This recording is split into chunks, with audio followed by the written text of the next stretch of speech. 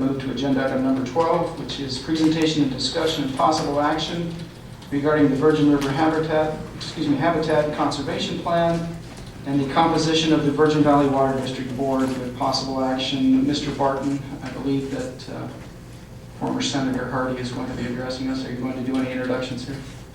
I don't believe it's necessary, Mr. Mayor. Okay. Thank you, Your Honor. Members of the council, Warren Hardy from the Hardy Consulting Group, the city's government affairs advisor. I think the first assignment I was given by the council when I came on board was to, beg your pardon, to go back on this habitat issue and kind of start fresh. This is something that's been in the works for a lot of years. And I think there's been some hard feelings, there's been some misunderstandings with the county, there's been some misunderstanding with the Department of Fish and Wildlife, and I was essentially, as a new face, asked by the manager and by the council to go back and kind of hit the reset button and start over. Let's figure out what's best for the residents of the city of Mesquite across the board. The only direction I was given was to see to it that when we came out at the other end, that we had one fee for this habitat study, and that it was substantially similar to the fee that is in Clark County. Whether or not we become part of the Clark County fee proposal completely or not, there was concerns in terms of economic development, in terms of attracting industry, that we need to be on a level playing field with the rest of Clark County. So those are the only two working points I was given. Beyond that, I was given free ability to kind of explore every option and come back with a recommendation. I started out this little sojourn kind of with the preconceived assumption that we would probably be best. But for members of the public who might not be as familiar as the council is, let me, there's an issue. The issue really comes down to the fact that there are 4 aquatic species that are impacted by in Mesquite that aren't impacted in the current Clark County plan. We currently do not have coverage for those. So our options were really, as required by the Mesquite's Land Act, those needed to be covered. Those species needed to have habitat coverage. So our options were really to do our own, which we had sort of started down that road doing, and already have a draft in place. And so that would be option one. The second option that we wanted to explore first was going and having those aquatic species brought into the Clark County plan and continue as part of that plan. So that's sort of the first thing I did. And I want to indicate, because I was advised that the county was taking a very hardline position, that they wanted us out of their plan. They wanted us to create our own plan. They did not. They were adamantly opposed to putting the riparian species that we impact or supposedly impact in the county plan. So that was sort of the first thing I started to do, or the first step was to try to put down those guards, try to get the county to agree. And I'm pleased to report that I didn't really feel any of that kind of resistance. It was obvious to me from the staff that was there, the county that is responsible for the county habitat plan, that they would prefer that we do our own. But they were at no time pushing in that direction. They said, we're going to do what's best. And that goes right up to the city management level. I had a very in-depth conversation with Assistant County Manager Randy Tarr, and he said, look, the bottom line is we're going to do what's best for the folks in Mesquite. If it's inclusion in the county plan, then we're going to work towards that. If it's having you guys go out and continue with your own plan, then we're going to do that. So I got great cooperation from the county, and I wanted to acknowledge that publicly. So really, in deciding, moving forward with inclusion in the county plan was kind of how we started this process. And I was almost prepared about a month and a half ago to come with that recommendation that we be included in the county plan, that we asked the county to include those riparian species. And then we got wind through the grapevine that there was going to be a dramatic, fairly substantial increase in the county plan by as much as $1,600 per acre. While nobody would confirm that rumor, no one would deny it either. And of course, it's very tenuous ground to be making predictions, but I am fairly confident that there's going to be an increase in the county plan. So at that point, we sort of turned our attention back to our own plan. Looked at the plan, the draft that we had, which for lack of a better word, and what I have chosen to call it, with the Fish and Wildlife Department is a Cadillac plan. It is a conservation and recovery plan. It covers multiple species.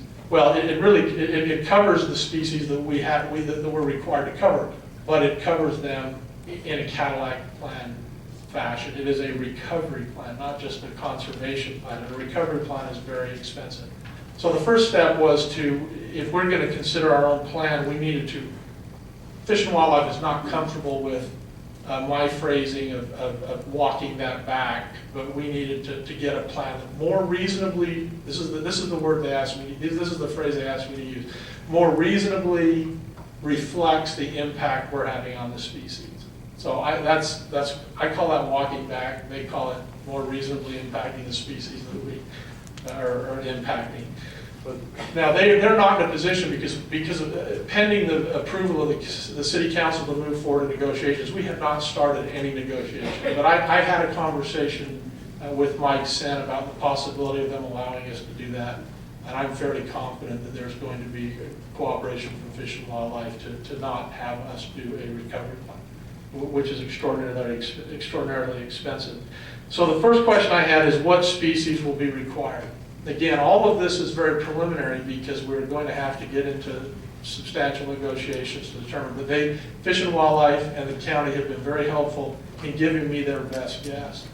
Their best guess is it's just the riparian species that were identified in the original plan, plus the desert tortoise. If we drop out of the county plan, we will have to add the desert tortoise to our plan. There is one plant species that they said is potentially impacted that we might have to include in our plan. And they said that they thought the cost of doing so would be so de minimis that it wouldn't really make any difference. So the second point is, again, the first point was, do we need a conservation and recovery plan or just a conservation plan? I'm convinced we can do the conservation plan. The second thing is the species that will be required, which I just spoke to. The third thing is we've paid quite a bit of money into the county plan. We want to make every effort to reacquire and get that money back. I've explored it up to the point where the county has said we can't just write you a check and refund it, but the county is looking at some pretty creative ways to be able to get that money back to us, and pending the action of the council tonight, we'll start working on that right away. The fourth factor, again, is the stability of the county plan from a dollar perspective.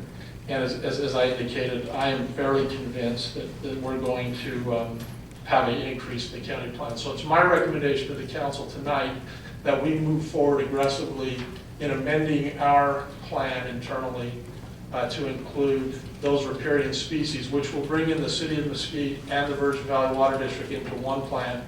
Incidentally, we'll also bring the Southern Nevada Water Authority into our plan for those species as well. Preliminary estimates, and these are just estimates, and Mike Sen from Fish and Wildlife has urged me to make sure I point out that these are just estimates. But the estimates I'm getting from Clark County are that if we include those species, the cost of our plan is going to be in the neighborhood of about $500 to $550 an acre.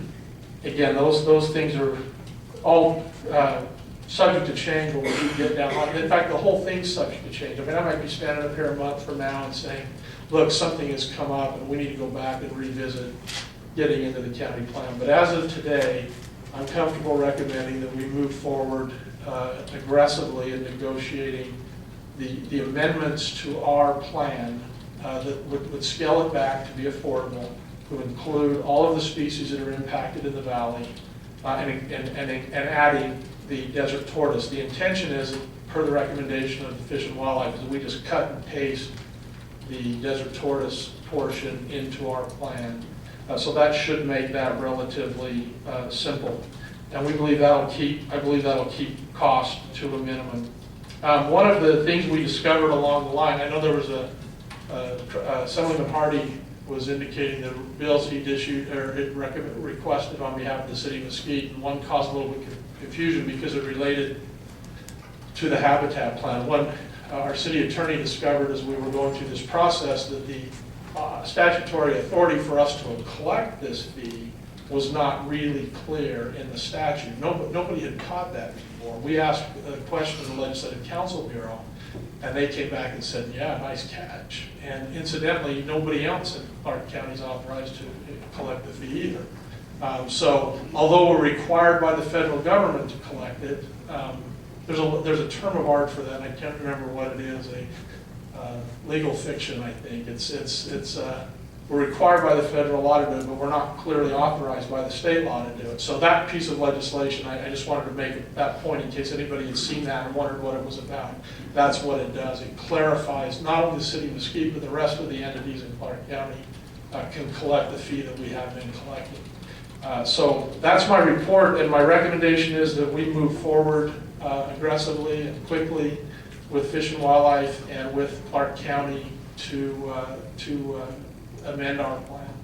And central to that, key to that, is trying to get some of the revenue that we've already paid to the county back into our coffers. And I've had preliminary discussions with the county on that, and it's going quite well. They're very cooperative. We just have to find a way to do it. Thank you, Mr. Hardy. Any questions for Mr. Hardy? Councilman Rapson. Just as a quick point of clarification, we are paying the $500 now that the Clark County, in the Clark County plan for the tortoise. Correct. In addition, the developers are paying $550, is it? For our plan to be in compliance as a... I don't think it's 550, but there are two amounts that are being paid. I'm not sure what they are. It's 550 to the county and 500 to the city.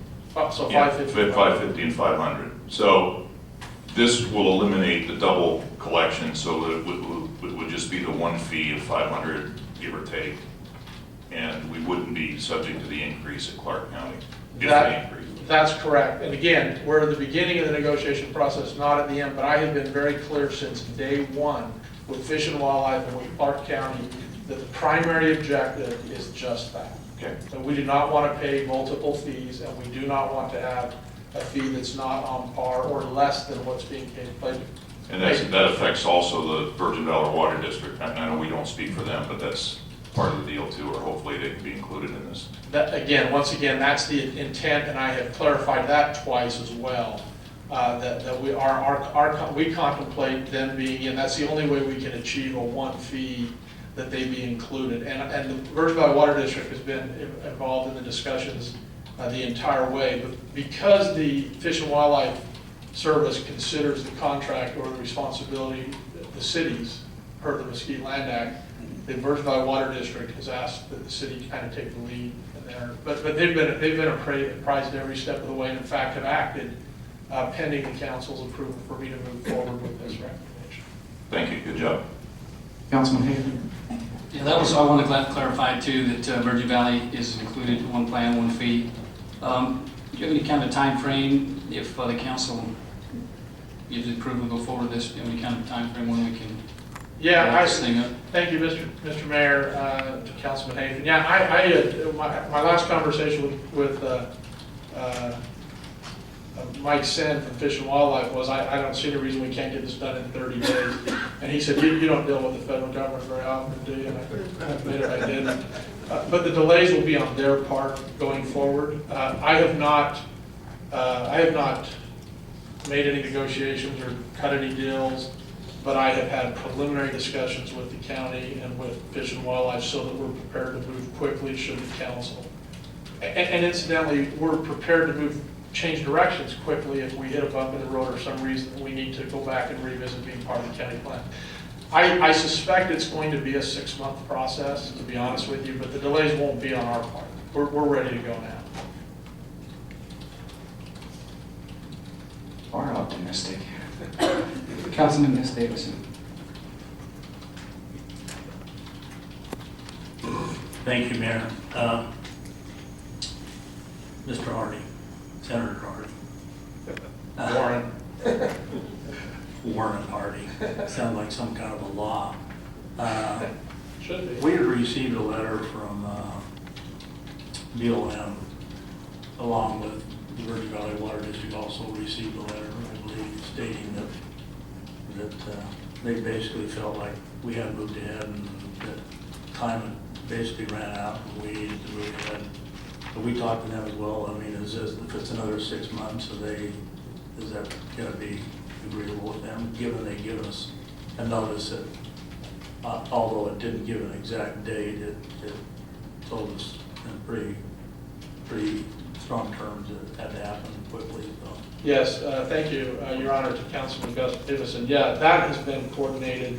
The city manager has sent a letter to Mike Senn, Fish and Wildlife, explaining that I was going to be here tonight seeking authority for the council to move forward. Their indication to me is that they're comfortable with that. There's going to be no pressure. I think after tonight, they realize that the pressure is going to be on them, not us. We've moved quickly, we've moved in good faith. They recognize that, they've acknowledged that, and that specific issue has been dealt with from the letter from Mr. Barton, which I said, what do you need in the letter for you to be satisfied? He told us we put it in the letter, they seem happy. Councilman Lippman? Thank you, Mayor. No, I'm prepared to make a motion if there's no other comments from council. I'm going to check. Any further comments, questions? Mr. Barton, do you have a comment? Just quickly, I think I gave Mr. Hardy short shrift by not introducing him. He has been our legislative analyst since last year. He's a former state assemblyman and a former state senator, and he's been enormously helpful to staff in getting us to this point. So my apologies, Warren. Not necessary. My job. Councilman Lippman? Thank you, Mayor. Yes, I firmly believe that consultant Hardy is taking us in the right direction, and because of that, I'm ready to make the motion to receive the report from Government Affairs Consultant Warren Hardy and to take appropriate action regarding the Virgin River Habitat and Conservation Plan as currently recommended, subject to staff and council review. Second. We have a motion and a second. Call for the vote. That motion carries. Thank you, Senator.